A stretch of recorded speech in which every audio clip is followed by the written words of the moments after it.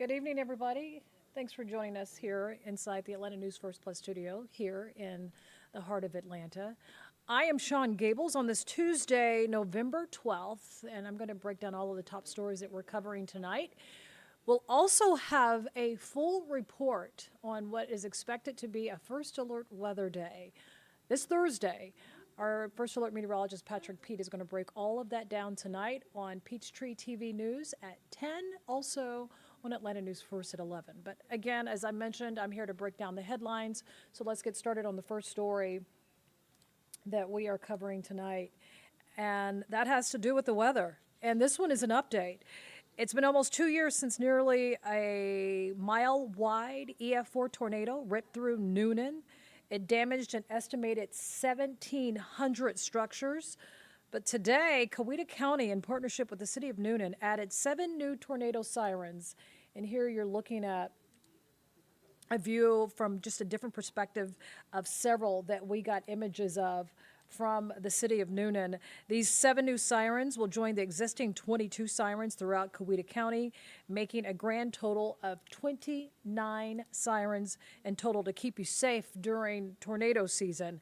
The newly installed siren locations will include Noonan High School, Sprayberry Road, Perry Street, McIntosh Parkway, Jefferson Street, Noonan Fire Station number 2, and Welch Elementary School. We're going to have that complete list if you want to just go back and look at it and check it out for yourself on our website at atlantanewsverse.com. And our other big story that we're following, and this one is involving President-elect Trump. You know, he's capturing a lot of headlines here, not only across the country, but definitely here in Georgia. Tonight, President-elect Donald Trump is moving quickly to put together his new administration as he heads to Washington, where he is set to meet at the White House with President Biden. This is a courtesy Trump did not extend, by the way, to Biden 4 years ago.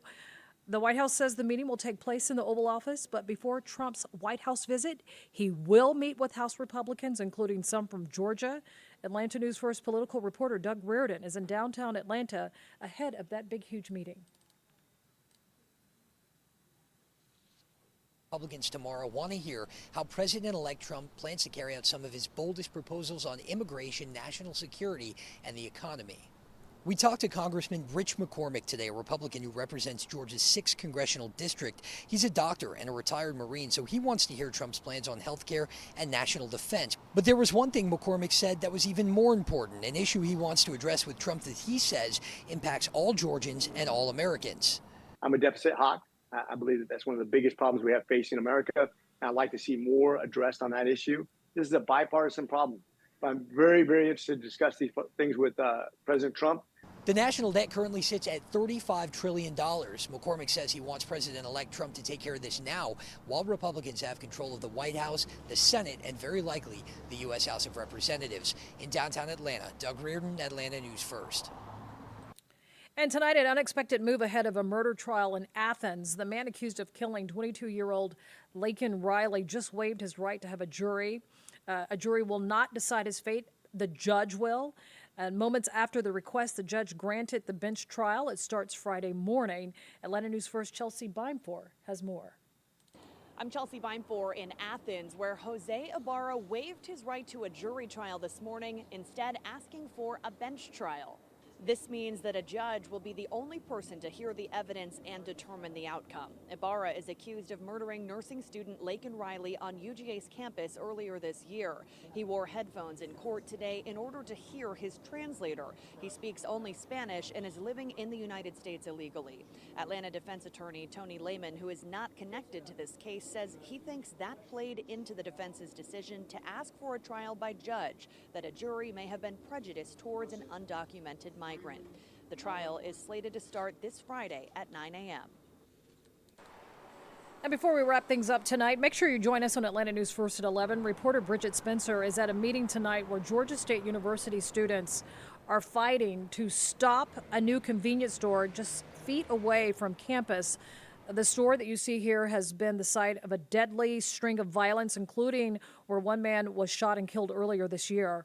Tonight, students tell Atlanta News First the victim's corpse was actually visible outside of their dorm rooms, and that is why they're fighting to stop this new convenience store from being built. Again, Bridget Spencer is covering that story. She'll have a full report tonight at 10 on Peachtree TV and on Atlanta News First at 11. And this story right here, our First Alert reporter, or rather Atlanta News First reporter Madeline Montgomery, she's on this story. She's speaking with residents in Decatur, apparently not too happy tonight. Georgia Power wants to build a huge transmission line in their community.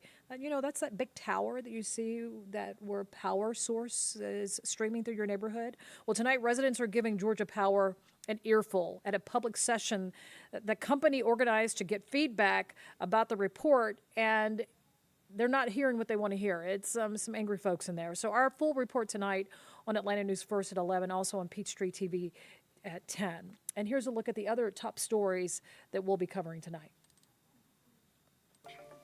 A trial by judge in Athens for the man accused of killing 22-year-old Laken Riley on the UGA campus. Jose Ibarra just waived his right to have a jury decide his fate. Looks like we had a great election cycle, free, fair, and fast. Georgia counties certify your vote 1 week after Election Day. President Joe Biden and President-elect Donald Trump set to meet tomorrow at the White House as the next administration begins to take shape. Atlanta police trying to find the people responsible for dozens of car break-ins at a West Midtown apartment complex. Emergency road work forces a 5-week-long lane closure on North Druid Hills Road between Spring Creek and Willoughby Drive in DeKalb County. Georgia Senator John Ossoff announcing $800,000 in mental health funding for Gwinnett County schools. The artist lineup revealed for next year's Sweetwater 420 Fest. Tickets on sale now for the 20th anniversary of the concert festival at Pullman Yards. And just a reminder that we are expecting a first alert weather day in the metro Atlanta area this Thursday. First Alert meteorologist Patrick Pete will break down what we're expecting, how much rainfall we're going to get, and if there should be any concerns. He'll have that full update tonight on Peachtree TV at 10 and on Atlanta News First at 11. So this is a good time to remind folks to load the Atlanta News First app. That will put weather directly at your fingertips. You can get the Atlanta News First app in the Apple Store or Google Play. And Patrick, again, is going to break down the weather. The change is this Thursday. Plus, sports director Bailey Burmaster has some pretty big sports headlines tonight. You don't want to miss them tonight at 11. So join Blair Miller and myself. We can't wait to see you. And we'll see you tonight. Have a good one.